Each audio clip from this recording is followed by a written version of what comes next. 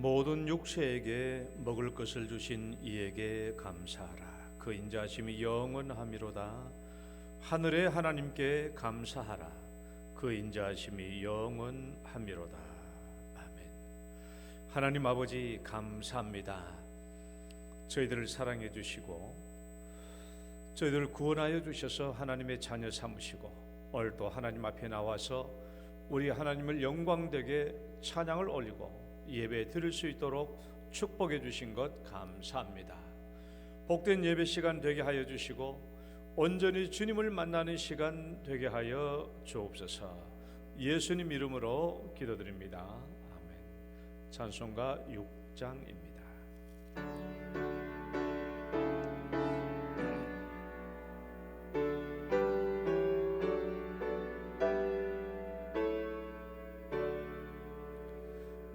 목소리 높여서 주 찬양하여라.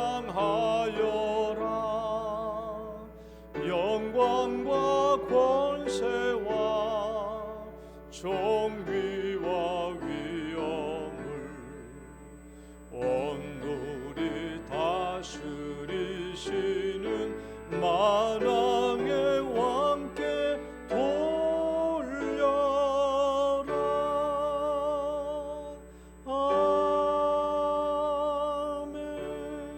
신앙 고백 드리겠습니다. 전능하사 천지를 만드신 하나님 아버지를 내가 믿사오며 그 외아들 우리 주 예수 그리스도를 믿사오니 이는 성령으로 잉태하사 동정녀 마리아에게 나시고 본디오 빌라도에게 고난을 받으사 십자가에 못 박혀 죽으시고 장사한 지 사흘 만에 죽은 자 가운데서 다시 살아나시며 하늘에 오르사 전능하신 하나님 우편에 앉아 계시다가 저리로서 산자와 죽은 자를 심판하러 오시리라. 성령을 믿사오며 거룩한 공회와 성도가 서로 교통하는 것과 죄를 사하여 주시는 것과 몸이 다시 사는 것과 영원히 사는 것을 믿사옵나이다. 아멘. 교동문은 105번입니다. 감사절 1번. 여호와께 감사하라. 그는 선하시며 여호와께 감사하고 그의 이름을 불러 아뢰며 그들이 광야 사막길에서 방황하며 거주할 성읍을 찾지 못하고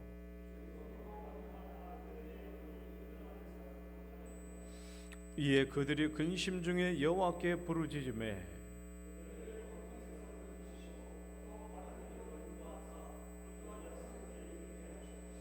여호와의 인자심과 인생에게 행하신 기적으로 말미암아 그를 찬송할지로다. 그가 사모하는 영혼에게 만족을 주시며 줄인 영혼에게 좋은 것으로 채워 주심이로다. 아멘. 앉으셔서 찬송가 589장입니다.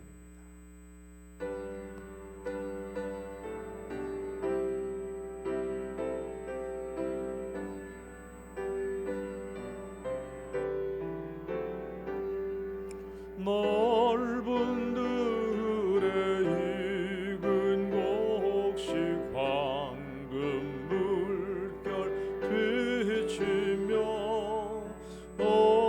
어디든지 태양빛의 향기 진동하도다. 무르익은 저금식은 맛을 기다리는데 때가 지나가기 전에 어서 추수합시다. 추수할 것 많은 때에 일꾼 매우 적으니 열심히 있는 일꾼들을 주여 보내주소서.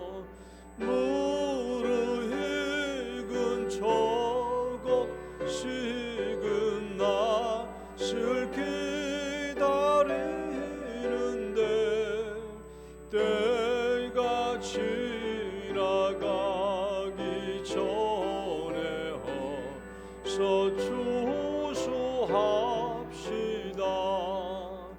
먼 동틀 때 일어나서 일찍 들에 나아가 황혼 때가 되기까지 주수하게 하소서. 무르익은 저곡 식은 낯을 기다리는데 때가 지나가기 전에 어서 추수합시다. 거둬들이 모든 알곡청 묵창고 드린 후 주가 배불 잔치 차리고 우리 참여하겠네. 무르익은 저곡 식은 낯을 기다리는데 때가 지나가기 전에 어서 추수합시다.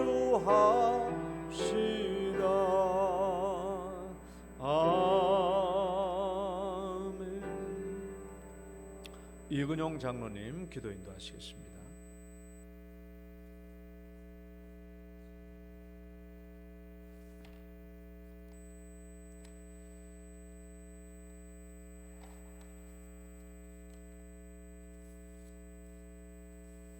백성들아 시시로 그를 의지하고 그의 앞에 마음을 더하라. 하나님은 우리의 피난처시로다. 부족하고 나약하고 어리석은 자가 그리스도의 보혈의 피를 힘입어 영이신 하나님 앞에 나와 예배드리게 하심을 감사드립니다. 지금도 살아계시고 역사하시는 하나님을 의지하고자 이 자리에 왔으니 지금 이 시간 성령께서 각자의 마음속에 찾아와 주셔서 마음에 있는 모든 것을 토해내게 하시고 피난처이신 하나님의 임재를 경험하며 감사가 넘치는 시간 되게 하여 주시옵소서. 구하라 그러면 너희에게 주실 것이요 찾으라 그러면 찾을 것이요 문을 두드리라 그러면 열릴 것이라 말씀하신 하나님, 이 시간 간구하옵기는 우리에게 더 큰 믿음의 문을 열어 주시옵소서. 우리의 믿음의 문이 열려 물질 문명과 쾌락이 만연한 세상에서 거룩한 백성으로 바로 서게 하시고 믿음의 결국 곧 영혼의 구원을 이루는 성도들 되게 하여 주시옵소서. 우리에게 더 많은 감사의 문을 열어 주시옵소서. 너희는 아무것도 염려하지 말고 오직 모든 일에 기도와 간구로 너희 구할 것을 감사함으로 하나님께 아뢰라 하신 하나님, 감사하기 어려운 고통스럽고 힘들고 슬픈 환경에서도 눈물로 감사하는 성도들에게 기쁨으로 화답하시고 더 큰 감사가 넘치는 역사가 일어나게 하여 주시옵소서. 우리에게 하늘나라의 소망의 문을 열어 주시옵소서. 우리가 주목하는 것은 보이는 것이 아니요 보이지 않는 것이니 보이는 것은 잠깐이요 보이지 않는 것은 영원함이라 하신 하나님, 보이지 않는 하나님의 사랑과 그리스도의 인내를 경험하며 의의 면류관, 생명의 면류관, 영광의 면류관을 소망하는 성도들 되게 하여 주시옵소서. 우리에게 기도의 문을 열어 주시옵소서. 우리의 기도에 응답하시는 하나님의 살아계심을 경험하게 하시고 모든 염려를 하나님께 맡기며 하나님과 영혼의 생명의 호흡을 중단하지 않는 성도들 되게 하여 주시옵소서.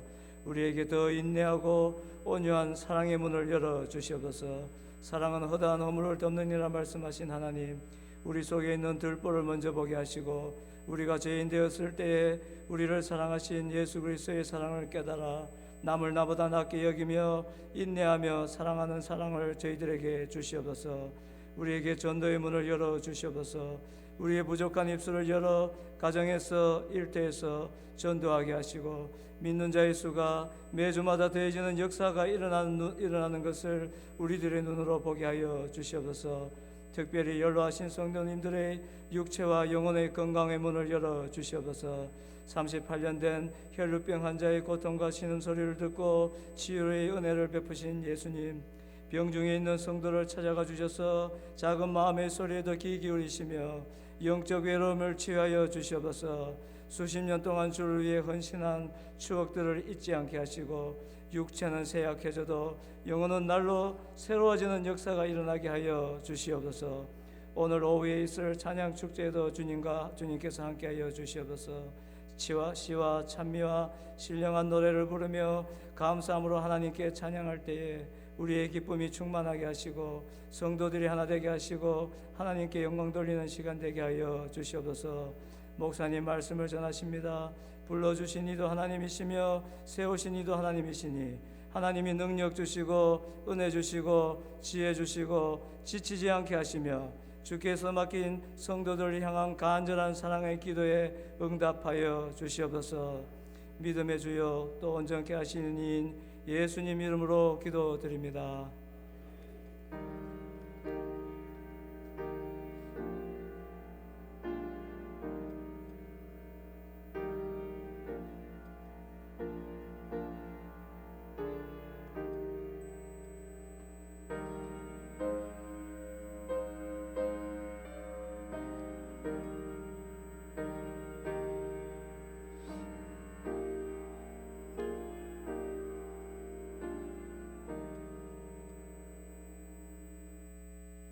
찬양 드리겠습니다. 들풀에 깃든 사랑.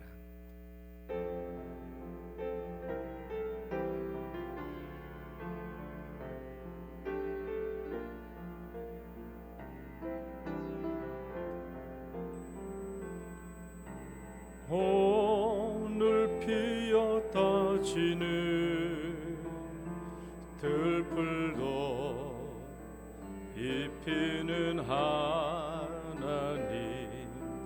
진흙 같은 이 몸을 정금 같게 하시네.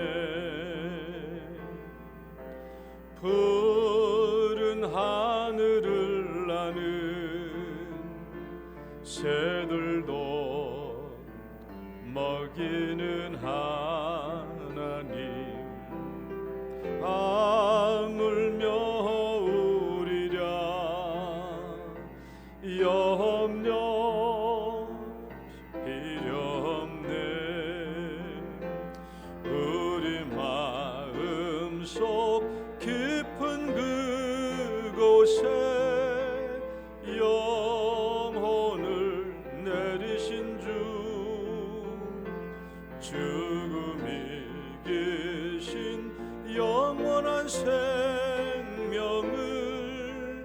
약속하시었네.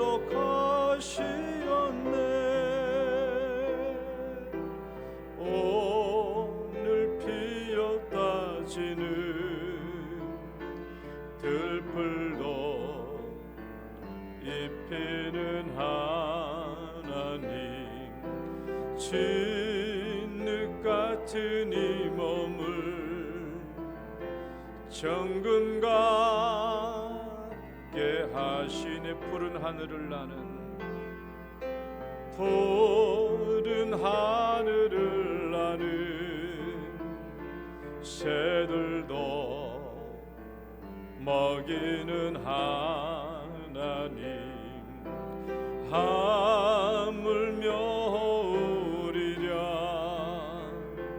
염려 필요 없네. 우리 마음속 깊은 그곳에 영혼을 내리신 주, 죽음이 계신 영원한 생명을 약속하시었네. 오늘 피었다 지는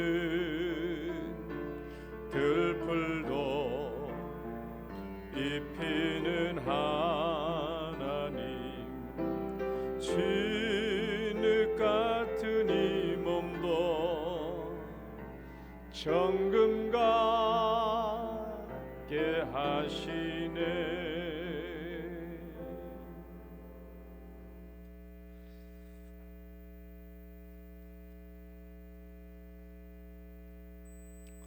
오늘 주신 하나님 말씀 시편 136편 10절에서 20절까지 보겠습니다.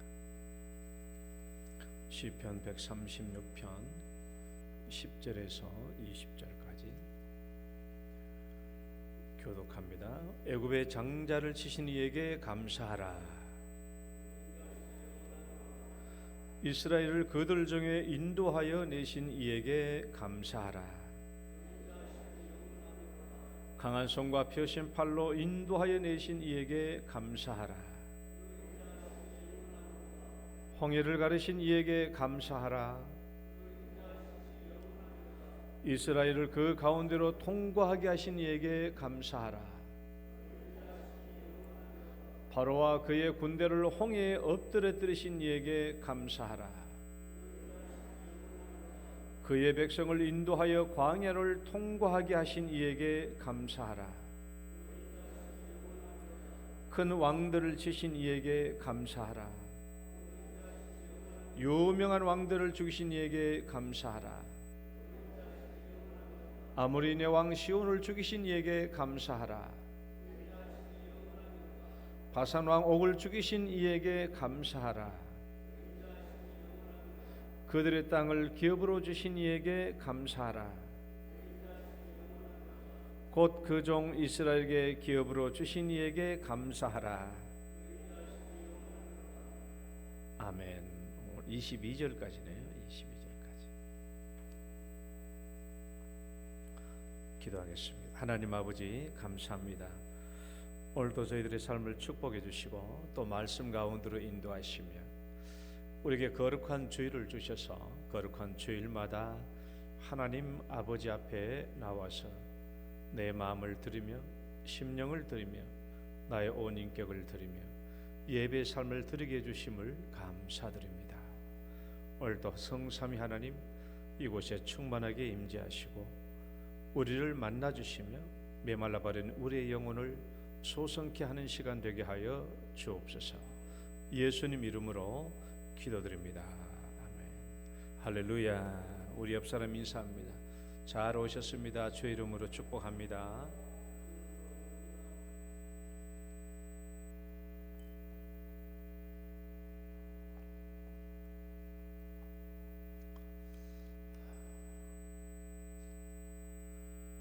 앞에 보니까 좀 마음이 좀 풍성해진 것 같나요? 기분이 조금 흡족해지셨나요?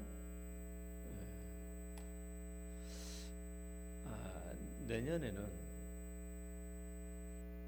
이게 너무 작은 것 같아요. 여기 한 3배 정도 큰 걸 갖다 놓고 좀 더 많이 올려낼 것 같아요. 조금만 쌓아놓으면 땅에 떨어질 것 같아가지고 조심조심히 쌓다 보니까 얼마 놓지를 못한 것 같아요.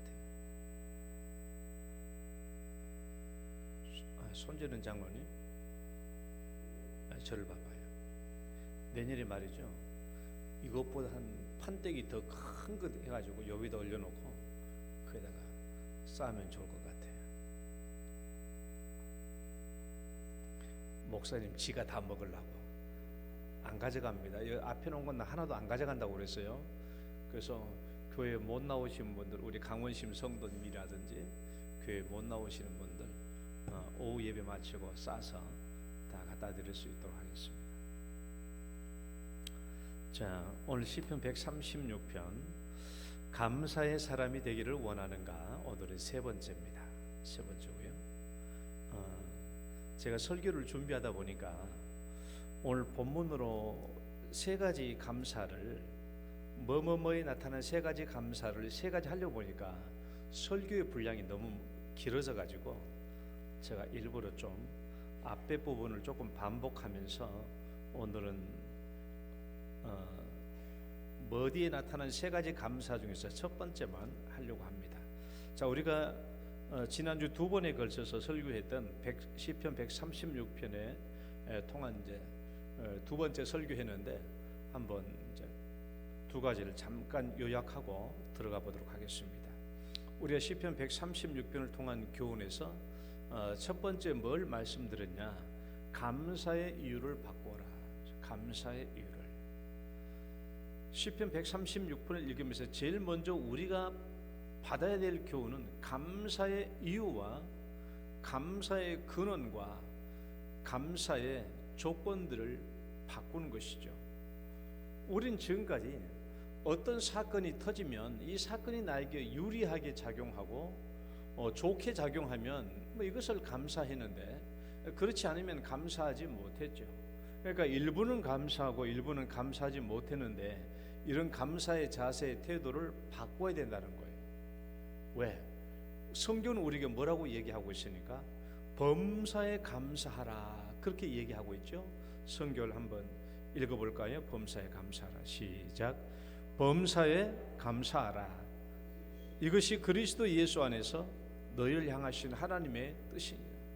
범사에 감사하라. 모든 일에 감사라고 그랬죠. 그런데 우리는 일부는 감사하고 일부는 감사하지 못했기 때문에 왜 그런가? 그 이유는 이 가까이 사건이 터질 때마다 이 사건이 나에게 유리하게 터졌냐, 좋게 일어났냐, 그러면 감사하고, 그렇지 않으면 감사 못했거든요. 그러나 그게 아니라 성경은 범사, 좋은 일, 기쁜 일, 슬픈 일, 절망스러운 일, 모든 일에 대해서 감사하라고 했기 때문에, 그럼 도대체 어떻게 해야 이 감사가 바뀔 수 있냐? 그래서 우리가 시편 136편은 감사의 조건과 이유를 어디에 두라? 하나님의 선하심과 인자하심에 둬야 된다라고 그랬습니다. 하나님의 선하심과 인자하심. 여러분, 하나님의 선하심은 뭐라고 그랬죠? 하나님의 선하심이 의미가 뭐냐? 하나님은 본질, 하나님은 그분의 본질이 선하신 분이에요. 그리고 하나님의 최종 기준이 선입니다. 하나님만이 선에 대한 최종 기준이 되시는 분이에요. 하나님의 본질이 선이시기 때문에 하나님의 행하신 모든 일은 다 선한 일이죠. 우리의 관점으로는 나에게 이것은 나에게 좀 슬픈 일인데, 이것은 나에게 좀 절망스러운 일인데 라고 느껴질지 몰라도 하나님이 행하신 그 일은 궁극적으로는 다 선한 일이에요. 그리고 하나님이 왜 그 일을 행하셨느냐? 그 하나님의 인자하심 때문에. 그 인자하심은 헤세드인데, 하나님은 나를 사랑하시니까. 따라 봅시다. 나를 사랑하시니까. 나를 사랑하시니까 그 일을 행하신 거예요. 그러니까 지금 당장은 내 생각에 좀 나에게 슬픈 일이고 좀 고난의 일이라고 할지라도 하나님께서 나를 사랑하셨기 때문에 그 일을 주셨다면, 내가 끝까지 하나님을 믿고 끝까지 하나님을 의지하고 끝까지 하나님께 피하면 하나님은 마침내 모든 것을 합력하여 선을 이루신다. 그렇기 때문에 우리는 범사의 모든 일에 대하여 하나님께 감사할 수 있다라는 겁니다.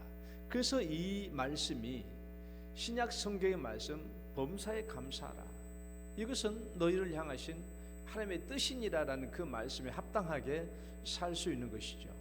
그래서 여러분, 감사의 이유와 조건을 이제 항상 바꾸시기 바랍니다. 하나님의 선하심과 인자심에 두면 우리는 범사에 감사할 수 있다.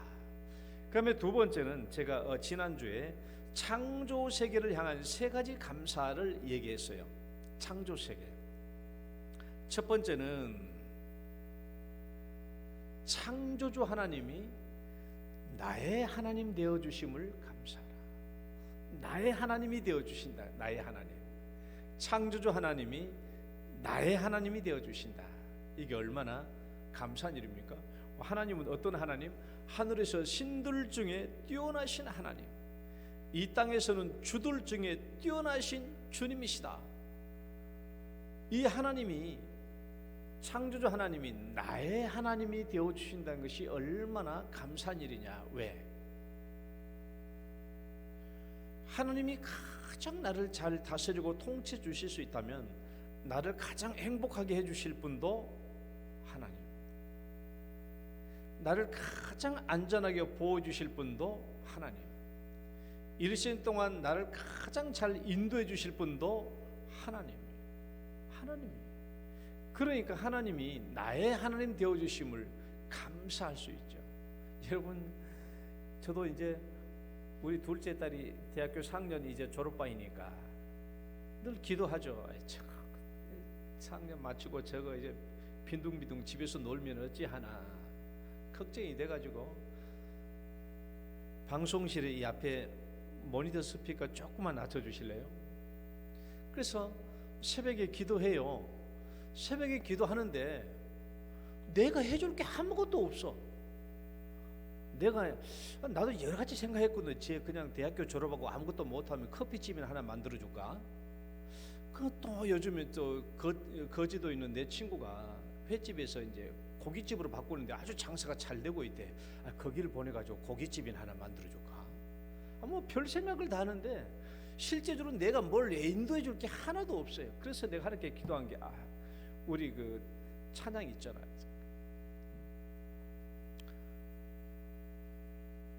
이 아이의 참 주인도 하나님이시고 이 아이의 참 부모도 하나님이 아니십니까? 이건 내가 늘 얘기했죠. 나는 얘들이 친아버지 아니에요. 하나님이 친아버지시니까 좀 제발 좀 알아서 좀 해주시라고. 하나님이 인도해 주셔야 된다. 이건 내가 어떻게 해줄 수 있는 게 없어 보니까. 그러나 이 하나님이 나의 아버지 되어 주신다고 하시니까 내 인생을 가장 행복하게 해줄 수도 있고, 이 세상을 주관하고 섭리하신 하나님이시니까 이 아이를 가장 복되게 해주실 분도 하나님이시고, 내 인생을 가장 잘 다스려 주시고 인도하실 분도 하나님이시다. 여러분, 이 창조주 하나님이 여러분의 하나님 되어 주심에 감사하시기를 축원합니다. 두 번째는요, 하나님이 나를 위해서 이 천지를 창조해 주심에 감사한다는 것. 이 천지 만물을 왜 창조하셨냐? 창세기 1장과 시편 8편을 보면은 나를 위하여 창조해 주셨다. 나를 위하여. 창세기 1장이 그 말이고 시편 8편이 그 말씀이에요. 하나님께서 이 세상을 아름답게 창조하신 것은 나를 위하여 창조하신 거예요. 나를 위하여. 얼마나 감사한 일입니까? 주의 손가락으로 만드신 주의 하늘과 주께서 베풀어 두신 달과 별을 내가 보니, 이 아름다운 자연과 하나님께서 정성스럽게 손가락으로 이 모든 만물을 창조하신 것은 나를 위해서 창조하셨다라는 거예요. 그러니까 여러분, 이 자연 만물을 보실 때 저도 참 많이 깨달아요. 이런 우리 권사님도 이거 추수감사로 이거 꽃꽂이 하느라 참 고생 많이 하시는데, 우리가 이 모든 자연 만물을 볼 때요, 나와 무관한 가운데서 보면은 안 돼요. 나하고 무관한 가운데에서 보는 것이 아니라 우리는 어떻게 생각해야 돼요? 바나나를 보면서도 그래, 너는 하나님이 나를 위해서 창조했다는 거지. 배추를 보고도 그래, 너는 하나님께서 평류를 위해서 창조했다는 거지. 그래, 파인애플, 너는 우리 땅에서 안 나지만 그래도 하나님께서 너를 평류를 위해서 창조했다는 거지. 이 모든 자연 만물을 나와의 관계에서 보는 거예요. 우리는 모든 만물을 그냥 나와의 관계에서 보지는 않았어요.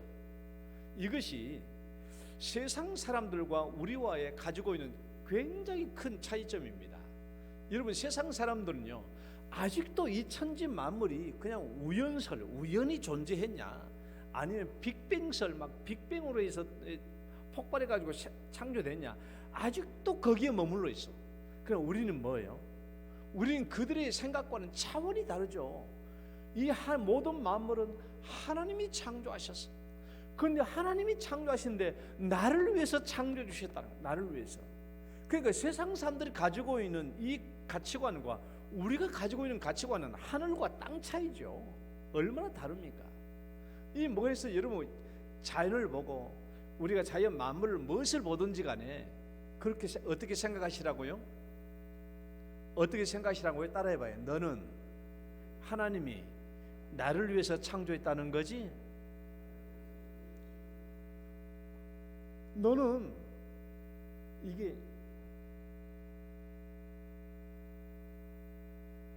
이게 서숙인가요? 서숙. 여러분, 서숙이 뭔 줄 알아요?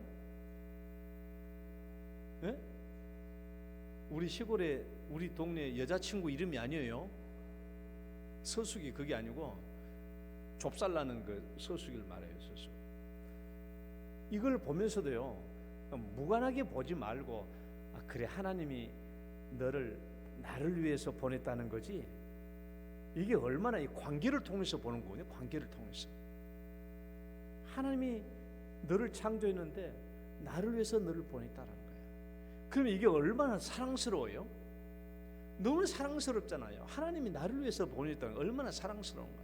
이런 관점에서 우리가 가져야 될 자연 만물을 보는 거예요. 하나님께서 창세기 1장과 시편 8편은 하나님께서 이 모든 만물을 나를 위해서 창조했다는 거예요. 그러니까 얼마나 사랑스럽냐는 거예요, 이게.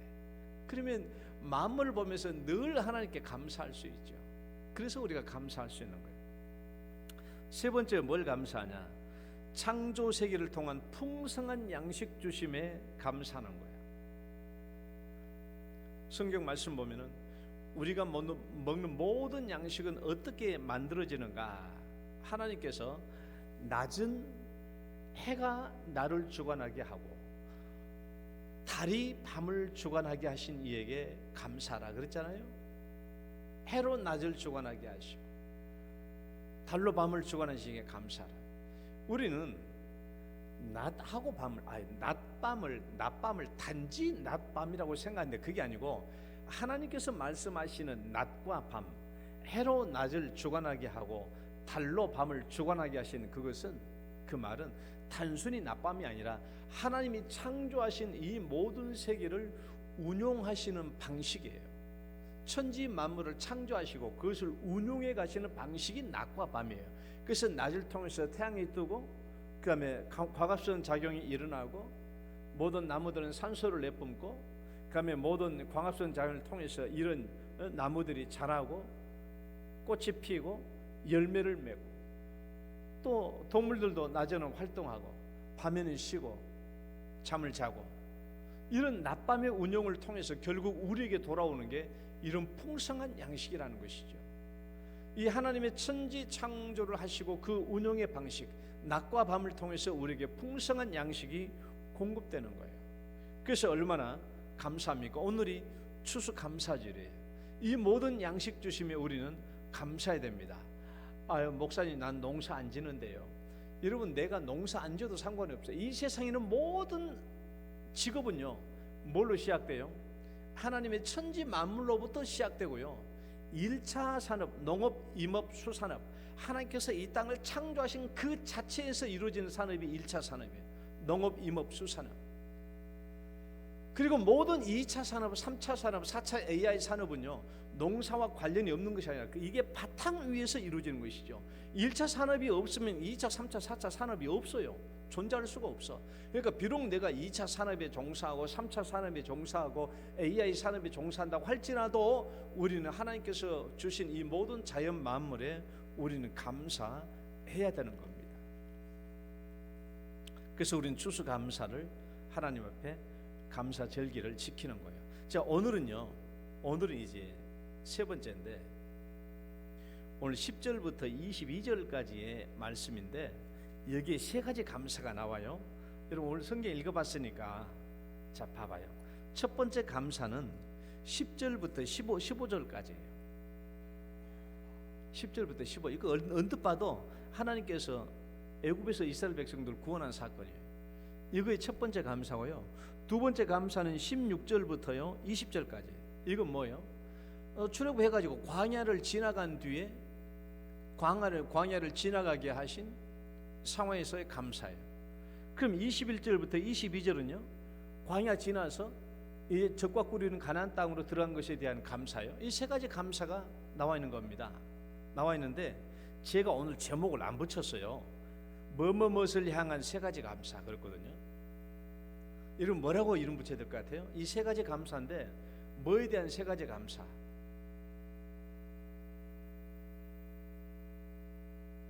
제가 힌트를 줄게요.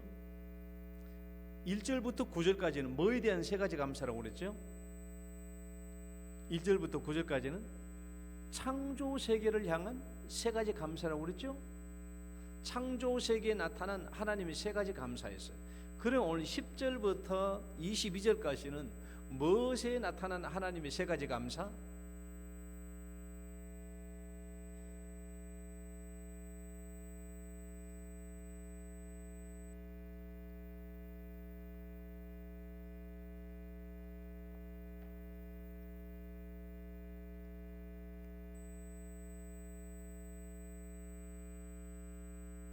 제가 힌트를 줬잖아요. 1절부터 9절까지는 창조 세계에 나타난 세 가지 감사고, 그러면 오늘 10절부터 22절까지는 따라해 봅시다. 인류 세계를 향한 세 가지 감사. 그러니까 나처럼 이렇게 창조 세계를 향한 세 가지 감사, 인류 세계를 향한 세 가지 감사, 이렇게 제목을 붙여서 설교한 사람은 아무도 없어요. 없지만은 이 창조 세계는 단지 이스라엘 백성들만을 위한 창조 세계가 아니잖아요. 오늘 우리 인간 전체, 인류 전체를 위한 창조 세계고, 오늘도 10절부터 22절까지의 말씀은 이스라엘 구원과 그 다음에 광야의 세계 통과와 기업을 주신 적과 꿀이 흐른 땅을 주신 내용이지만은 그것은 이스라엘 백성들만을 위한 내용이 아니에요. 출애굽 구원은 출애굽 구원만을 말한 게 아니고, 이 구원을 통해서 결국 뭘 말해요? 앞으로 메시아가 와서 유월절과 같은 구원을 베풀어 주실 것을 얘기한 거 아니겠습니까? 그렇잖아요. 그래서 우리는 이제 10절부터는 인류 세계를 향한 하나님의 세 가지 감사를 보려고 하는 겁니다. 인류 세계를 향한 세 가지 감사. 그래서 오늘 이제 첫 번째, 인류 세계를 향한 제1감사. 인류 세계를 향한 제1감사. 제목을 보시면 인류에게 어떤 길을 열어주신 하나님께 감사. 인류에게 무슨 길? 인류에게 구원의 길을 열어주신 하나님께 감사합니다. 첫 번째 감사. 이것이 10절부터 15절까지 통해서 우리가 볼 수 있는 감사입니다. 이 시편은 이스라엘 백성들을 위한 시는 맞아요. 그러나 이스라엘 백성들에게만 주신 시편이 아니고, 이 시편은 결국 오늘날 예수 믿는 그리스도인 인류에게 주어진 시편이기 때문에 그런 관점에서 이 시편을 읽어야 합니다. 자, 1번, 가로 1번 같이 읽어볼까요? 이스라엘을 시작. 이스라엘을 애굽에서 인도하여 내신 이에게 감사하라. 자, 애굽에서 인도하여 내신 이에게 감사한데 오늘 두 가지로 설명해요. 10절부터 12절까지. 10절부터 12절까지는 애굽으로부터 탈출하는 것이죠. 애굽의 장자를 죽이고 이스라엘 백성들의 탈출을 구원해 주시는 하나님께 감사한 거예요. 강한 손과 편팔로 마지막 10번째 재앙을 통해서 구원해 주신 것이죠. 장자의 죽음을 통해서. 그 다음에 13절부터 15절까지는요, 홍해를 가르시고 홍해를 통과하신 것에 대한 감사입니다. 자, 이 두 가지로 감사를, 구원의 길을 감사하는데요, 이제 우리가 이스라엘의 구원을 좀 더 자세히 살펴봐야 돼요. 우리는 지금까지 이스라엘 백성들의 구원을 어떻게만 생각했냐 그러면 유월절 구원으로만 생각을 했어요. 어린 양을 잡아가지고 문 설주와 문 임방에 어린 양의 피를 바르면 하나님의 천사가 그 피를 보고 그 집은 넘어가고, 그 피를 칠하지 않는 애굽의 집은 모든 장자 육축의 첫 것을 다 쳐서 죽였죠. 그래서 그 두려움 때문에 바로는 이스라엘 백성들을 나가라고 얘기합니다. 탈출했어요. 그래서 탈출했어. 그런데 이 탈출이 완성된 구원이냐라는 거예요. 바로 왕이 두려움 때문에 더 이상 무서워서 장자들을 다 죽여버리니까 이스라엘 백성들 가라고 내보냈습니다. 이 탈출이 구원의 완성이냐라는 거예요. 왜 구원의 완성이 되지 못합니까? 왜냐하면 곧바로 바로 왕이 다시 또 군사를 이끌고 이스라엘 백성들을 붙잡으러 오죠. 말씀 읽어봐요. 바로가 곧, 시작.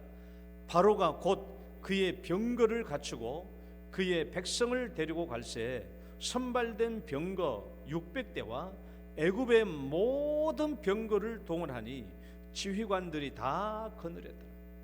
이스라엘 백성들이 탈출했는데 바로 왕이 조금 뒤에 마음이 다시 바뀌어요. 그래서 다시 이스라엘 백성들을 다시 붙잡으려고 추격해 갑니다. 그러니까 아직 이 구원은 완성된 게 아니에요. 바로 왕과 군사들의 손에서 완전히 벗어난 게 아닙니다. 왜? 다시 붙들려 간다면 애굽의 탈출은 실패하고 마는 것이죠. 그리고 이 탈출에서 실패할 가능성이 없나? 아닙니다. 오늘 성경 말씀을 보면요, 출애굽기 14장 9절부터 12절 말씀을 보면 이스라엘 백성들은 이 탈출에서 실패할 확률이 얼마나 많은지 몰라요. 이 말씀 한번 좀 길지만 같이 한번 읽어봐요. 출애굽기 14장 9절로 12절 시작. 애굽 사람들과 바로의 말들, 병거들과 그 마병과 그 군대가 그들의 뒤를 따라 바알수본 맞은편 비하히롯 곁 해변 그들이 장막 친 데에 미치니라. 바로가 가까이 올 때에 이스라엘 자손이 눈을 들어본즉 애굽 사람들이 자기들 뒤에 이른지라. 이스라엘 자손이 심히 두려워하여 여호와께 부르짖고 그들이 또 모세에게 이르되 애굽에 매장지가 없어서 당신이 우리를 이끌어내어 이 광야에서 죽게 하느냐? 어찌하여 당신이 우리를 애굽에서 이끌어내어 우리에게 이같이 하느냐? 우리가 애굽에서 당신에게 이른 말이 이것이 아니냐? 이르기를 우리를 내버려 두라. 우리가 애굽 사람을 섬길 것이니라 하지 아니하더냐? 애굽 사람을 섬기는 것이 광야에서 죽는 것보다 낫겠노라. 이스라엘 백성들이 지금 이 두려움의 상황, 자 이겁니다. 지금 이제 여러분 이제 좀 상상을 해봐요.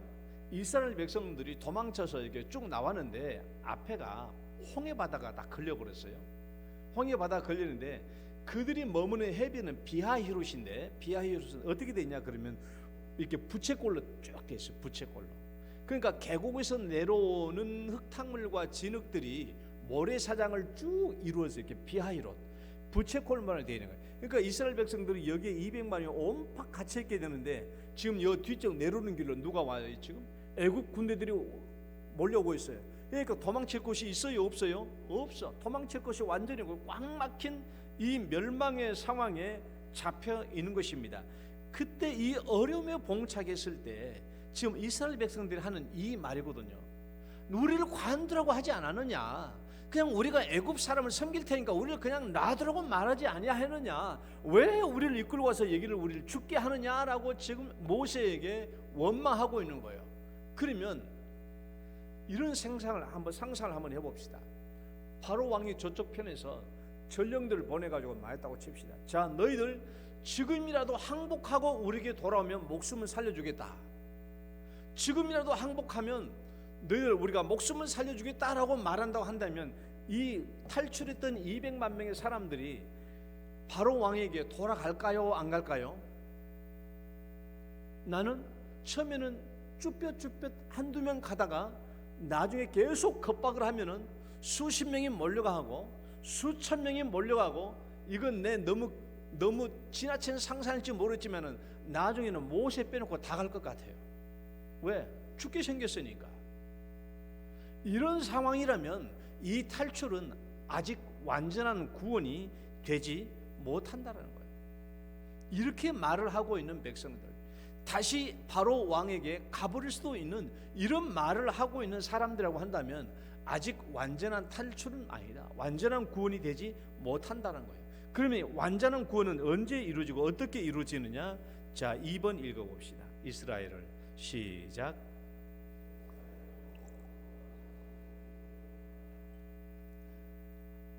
구원의 두 번째 단계인 13절부터 15절이죠. 홍해를 통과했을 때 비로소 구원이 완성되는 거예요. 홍해를 통과했을 때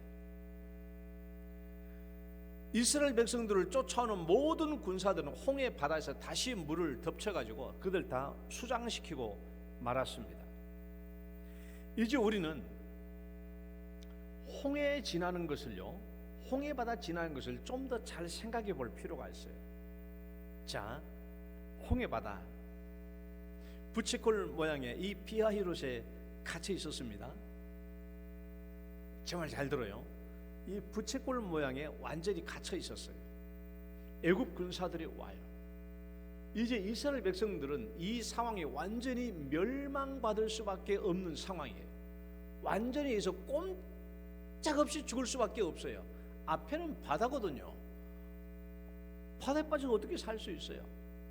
살 수 없는 게 완전히 멸망의 상황에 꽉 붙잡혀 있는 거예요. 그때 하나님이 무슨 일을 하셨냐? 이 홍해 바다를 둘로 쫙 갈라버린 거예요. 이 홍해 바다를 둘로 쫙 갈라버렸어. 홍해 바다를. 그리고 이스라엘 백성들을 그 길로 가게 하신 것입니다. 여러분 한번 상상해 봐요.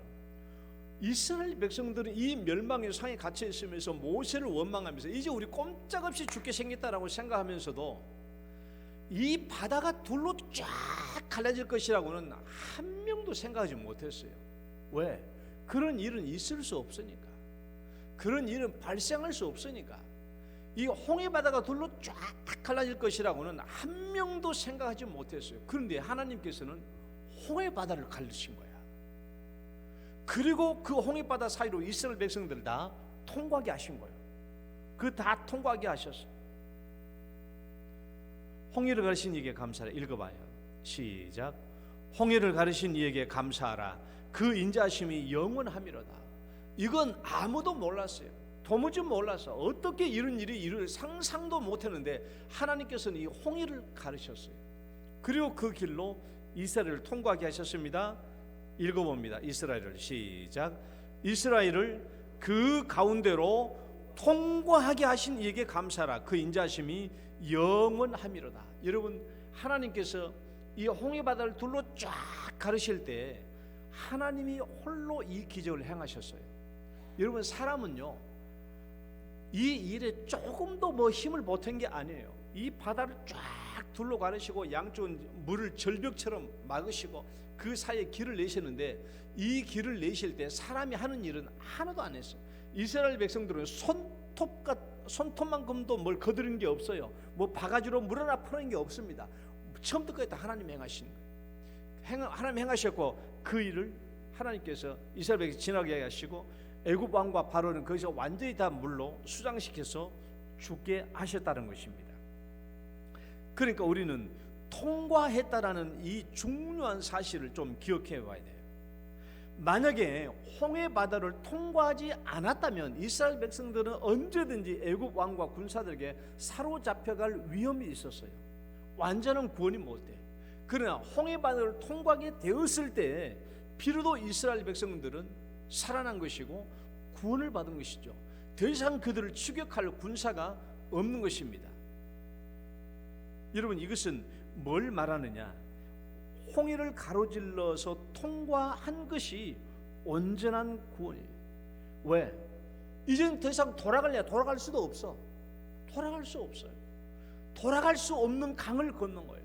돌이킬 수 없는 강을 건넙니다. 이것이 홍해의 구원이에요. 구원이라고 하는 것은요 다시 돌아갈 수 없는 강을 건너는 게 구원입니다. 이게 홍해 바다를 통과했다는 그 의미거든요.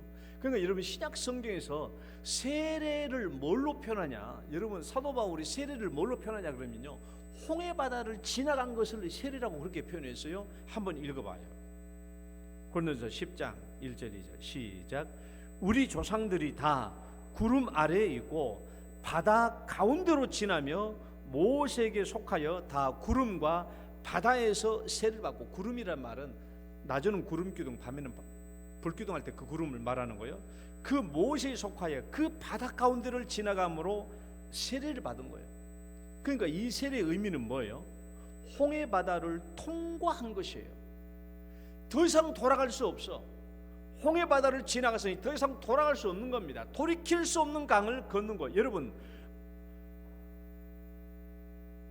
세례를 받았는데 다시 옛날처럼 이전 상태로 다시 돌아갈 수 있다면 그건 세례 받은 게 아니죠. 홍해를 통과했다는 말은요, 한 번 통과한 이 홍해는 다시 돌이킬 수 없는, 돌아갈 수 없다는 것을 말해요. 홍해를 지나갔는데 다시 또 일이 왔다 갔다 하는 것을 통과했다고 말하는 게 아니잖아요. 한 번 통과한 이 홍해는 다시는 돌이킬 수 없어, 돌아갈 수 없어요. 우리가 예수님이 말씀하신 세례는 뭐냐 그러면 우리가 주는 이 물세례를 말한 것이 아니라 완전히 예수님과 삶과 예수님과 함께 죽고 함께 부활하는 우리 영적인 상태가 완전히 예수님과 하나가 된 것을 얘기해요. 그것은 완전히 하나가 돼요. 그러니까 더 이상 사탄이 하나님의 자녀 된 우리를 빼앗아갈 수가 없어. 홍해를 지나갔으니 다시는 애굽의 왕과 군사들이 이스라엘 백성들을 데리고 갈 수 없다라는 거예요. 그 강을 걷는 것입니다. 세례는 그래서 그걸 세례라고 말한 거예요. 세례. 그런 의미에서 홍해를 걷는 것은 세례고, 그리고 그 세례는 뭘 말해요? 우리의 완전한 구원을 의미하는 거예요. 그 강을 걷는데 다시 이쪽으로 왔다 갔다 할 수 있는 그런 강이라면 홍해를 통과했다는 의미가 아니죠. 이게 이스라엘 백성들이 얻은 구원인 것입니다. 홍해를 통과했다라는 의미예요. 그럼 여러분, 출애굽 구원은 단지 이스라엘의 구원만을 말하려고 하는 게 아니에요. 출애굽 구원은 결국은 뭘 얘기하려고 하느냐 그러면 언젠가 메시아가 와서 우리를 이 땅에서 구원해 주실 것을 얘기해요. 언젠가 메시아가 오셔서 이 땅에서 우리를 구원해 주실 것을 예표해 주시는 것입니다. 자, 왜 그런가 하면요, 봐봐요.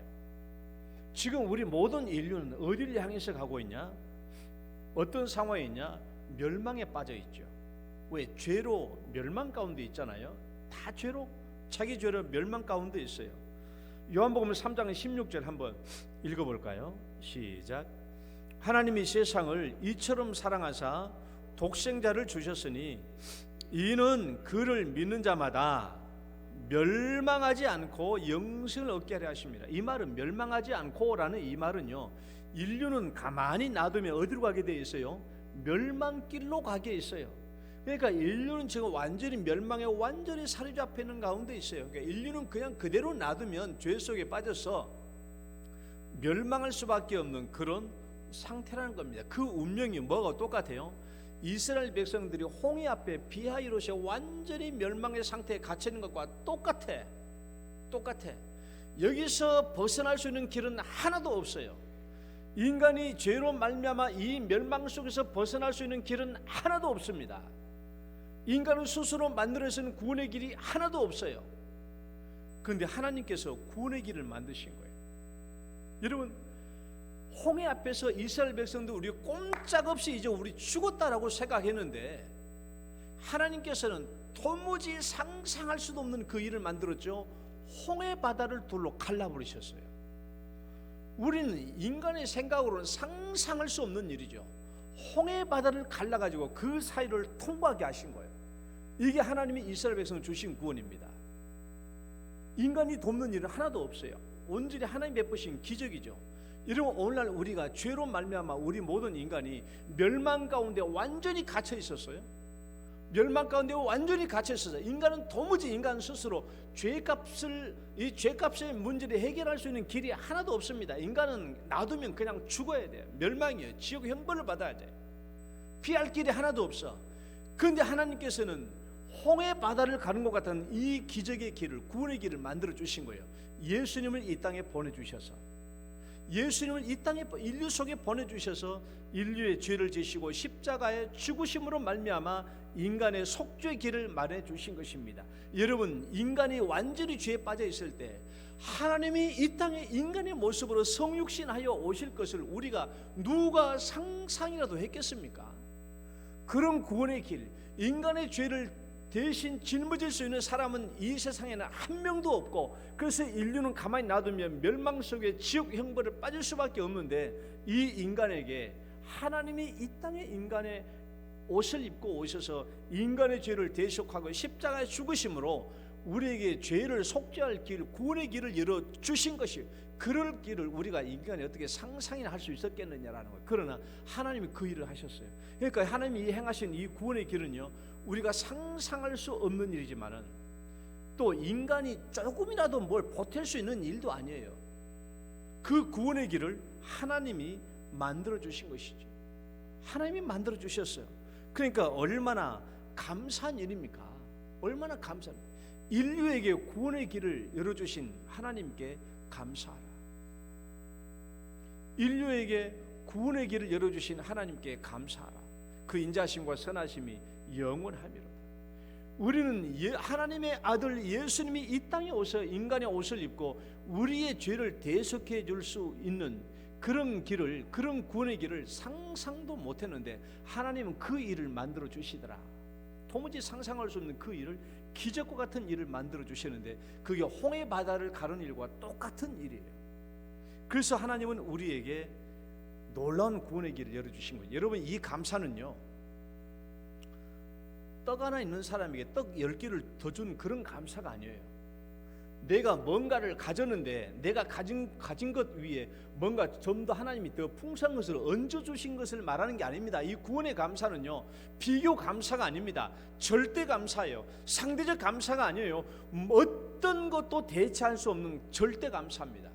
그 무엇으로도 갚을 수 없는 감사예요. 이 감사는 비교 감사가 아니라니까. 여러분, 내가 사과 하나 가지고 있는데 사과 한 박스 더 가져준 그런 감사가 아니에요. 내가 돈 1,000만 원인데 누가 1억 갖다 준 그런 감사가 아니라고요. 그런 감사는 비교 감사예요. 이 구원 감사는 절대 감사야. 이것이 아니면 내가 도무지 살 수 없었는데 오직 이것으로 말미암아 내가 구원을 받았다는 거예요. 이건 절대 감사예요. 그러니까 무엇으로도 갚을 수 없는 감사죠. 무엇으로도 갚을 수 없는 감사가 절대 감사예요. 인류에게 이런 구원의 길을 열어주신 것이 하나님이세요. 그런데 더 큰 감사는 뭐예요? 하나님께서 나를 구원해 주신 거야. 나를 구원해 주셔서, 문평유리를 구원해 주셔서 홍해 바다를 통과하게 하신 거예요. 문평유리가 하나님이 나를 붙잡아서 예수님의 육체를 둘러 가르시고 그 사이로 나를 통과하게 하신 거예요. 그래서 나를 예수님과 세례받게 하시고 나를 구원해 주신 거예요. 이런 구원의 감사가 어디 있습니까? 내가 구원받을 자격이 하나도 없는데, 내가 보기에도요, 여러분 이 앞에 앉아있지만은 구원받을 자격이 이만큼도 없어요. 이만큼도 없다고요. 여러분이 구원받을 자격이 이만큼도, 머리털 끝만큼도 없어요. 그 문목사 지는 나도 마찬가지고요. 우리는 하나님께 구원받을 자격이 이만큼도 없었는데 하나님이 나를 구원해 주신 거예요. 이 절대 감사, 이게 얼마나 감사한 일인가. 이건 뭘로 헤아릴 수 없는 감사고 뭘로 갚을 수 없는 감사입니다. 멸망의 상황에서 이스라엘 백성들을 홍해를 가르고 구해 주신 것처럼 우리의 죄로 말미암아 지옥 형벌을 받을 수밖에 없는 우리를 예수님의 속죄로 말미암아 우리를 구원해 주신 그 길을 열어 주신 것, 우리는 뭐 말로 표현할 수 없죠. 그러니까 홍해를 가르시고 일으키신 구원은 이거 기적이죠. 예수님을 이 땅에 보내주신 기적, 홍해를 가르시고 만드는 기적과 똑같아요. 똑같은 기적입니다. 우리는 상상할 수도 없는 그런 일이 벌어진 것이죠. 그리고 하나님이 나를 그 홍해 바다를 통과하게 하셨고 예수님의 육체를 둘러 가르시고 십자가에 찢어 죽게 하시고 나를 그 사이로 통과하게 하신 것, 이게 얼마나 감사한 일입니까? 이 감사는 절대 감사다. 비교 감사가 아니에요.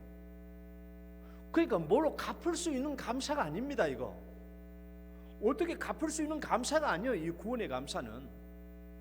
아니 추수가 이런 거 주신 거 내가 함께 다른 걸 감사할 수 있지만은 예수님을 통해서 나를 구원해 주신 이 감사는 뭘로 대체할 수 있는 게 없어요. 감사가 없어요. 이건 절대 감사입니다. 무엇으로 갚을 수 있는 길이 없어요. 나를 구원해 주신 이 구원의 감사는 뭘로 갚을 수 있는 길이 없어. 그러니까 하나님 앞에 그냥 머리를 숙일 수밖에 없는 거예요. 그게 다른 길이 없어요. 다른 길이 없어. 뭘로 갚을 수 있으면 갚으면 좋겠는데 갚을 수 있는 길이 없는 겁니다. 이 구원은. 그래서 늘 하나님께 머리 숙이며 사는 우리 성도 되시기를 축원합니다. 하나님 아버지, 우리는 주님께서 우리에게 베풀어 주신 이 구원의 은혜에 도무지 갚을 길이 없습니다. 그래서 그냥 머리 숙이고 하나님 앞에 조아릴 뿐입니다. 이 놀라운 기적, 이스라엘 백성들에게 홍해를 가르고 그 사이로 이스라엘 백성들을 통과하게 하신 것처럼 오늘날 우리에게는 예수님의 육체를 둘러 가르고 그 사이를 통과하게 하시면서 우리를 구원해 주셨습니다. 우리를 구원해 주신 하나님께 감사드립니다. 예수님 이름으로 기도드립니다.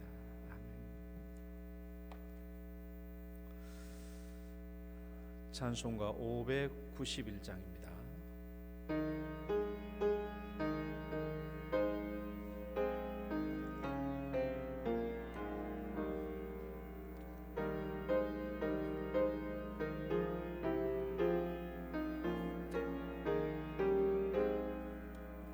저 밭에 농부 나가시 뿌려 놓은 후 주 크신 능력 내려 잘 길러주셨네.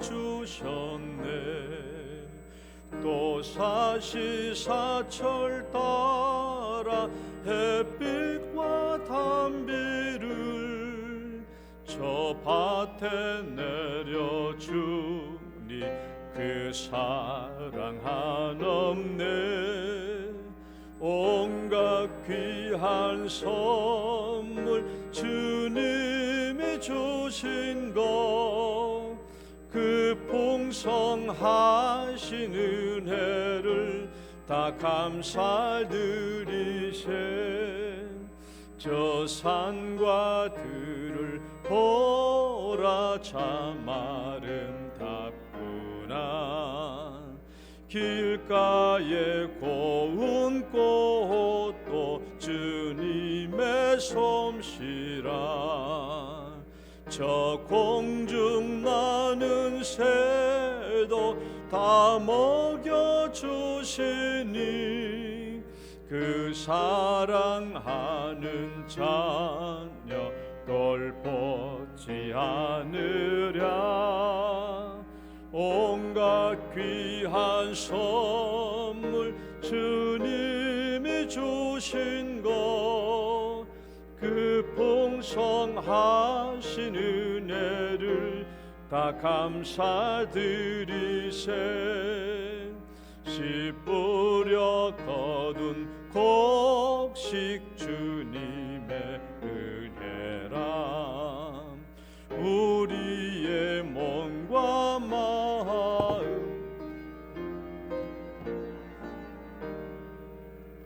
주 은혜 받은 우리 참 감사하면서 이 예물 드리오니 다 받아주소서. 온갖 귀한 선물 주님이 주신 것, 그 풍성한 은혜를 다 감사드리세. 아멘. 하나님 감사합니다. 오늘 특별히 추수감사주일로 우리가 하나님께 모여서 예배를 드리면서 한 해 동안 주님께서 우리에게 베풀어 주신 여러 가지 은혜, 영육간에 베풀으신 은혜와 물질의 축복들을 감사하며 주 앞에 감사 예물을 올립니다. 이 추수감사 예물을 하나님께서 기쁘게 받으시고 늘 주 앞에 감사하는 마음으로 충만하게 하시오며 더욱더 감사로 하나님께 큰 영광 돌릴 수 있도록 인도하여 주셔서 하나님께서도 앞으로 더욱더 넘치는 감사로 복을 베풀어 주옵소서. 또 11조의 예물로 또 여러가지 성교 구제 건축 감사 예물로 주 앞에 올립니다. 이 모든 예물 위에도 축복해 주시며 하나님께서 11조의 손길 위에 축복하시되 그들의 가정과 직장 위에 함께 하시며 전심으로 하나님을 신뢰하며 드린 이 예물 위에 기쁨으로 받으시고 가정의 형통함과 계획들의 기도에 응답하여 주옵소서. 여러가지 제목마다 하나님께서 주의 영광 나타나게 하여 주옵소서. 오늘도 여러가지 육체의 어려움으로 또 집에서 머물고 계시는 사랑하는 성도님들에게도 동일한 은혜를 베풀어 주시며 성령의 충만함을 덧입혀 주옵소서. 예수님 이름으로 기도드립니다. 아멘.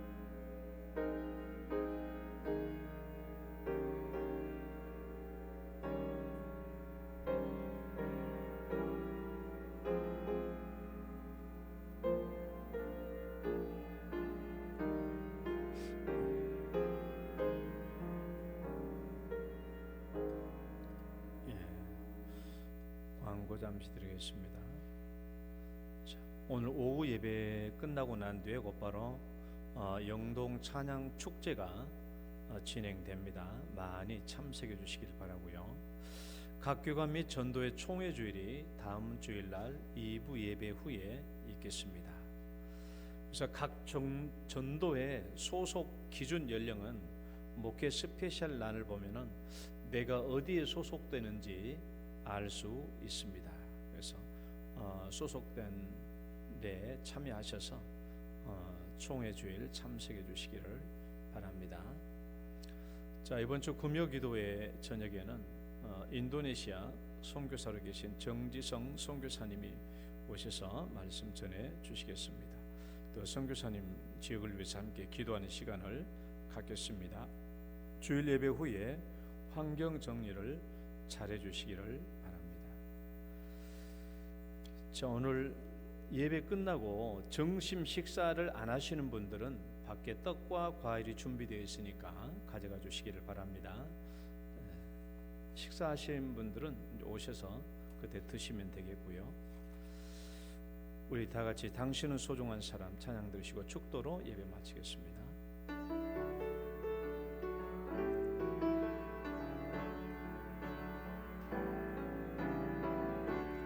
당신은 소중한 사람, 당신은 존귀한 사람, 이 세상에 하나뿐인 당신은 내겐 너무나도 소중한 사람. 그런 당신을 사랑해요. 그런 당신을 축복해요. 사랑받기에 합당한 당신을 주의 이름으로 사랑함, 주 이름으로 축복합니다. 주의 이름으로 축복합니다.